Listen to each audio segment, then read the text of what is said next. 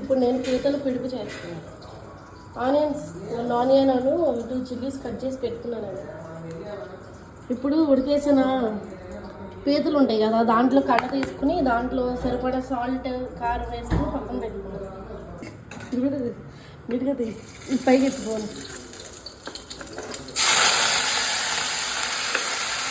ఇప్పుడు oil heat ఎక్కింది కదా ఫ్రెండ్స్, అందుకని నేను చిల్లీస్ అండ్ ఆనియన్స్ వేసుకున్నాను.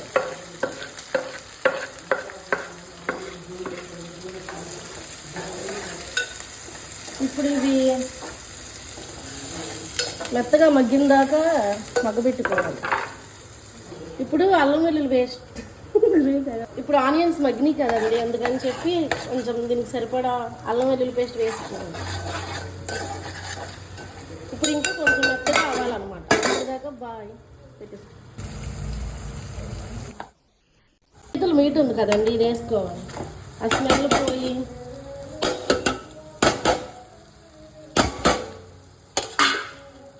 ఇప్పుడు ఈ మీట్ ఇదంతా కలిపి ఒక 10 మినిట్స్ అలా అదే కారం వాసన పచ్చి వాసన పోయేలాగా ఉడికించుకోవాలి. ఒకసారి మీరు కూడా తినండి, అసలు టేస్ట్ అయితే చెప్పలేను అనమాట, అంత బాగుండేది. తిన్నారంటే విడిచిపెట్టరు. కాకపోతే చాలా కష్టం అండి ఆ పీతల్లో నుంచి మీట్ తీయాలండి.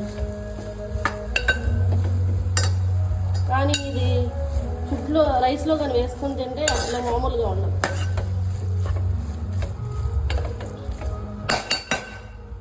ఒక 10 మినిట్స్ ఇంకా సిమ్లో పెట్టుకుని మనం తర్వాత ఆఫ్ చేసుకుని తినడమే ఫ్రెండ్స్.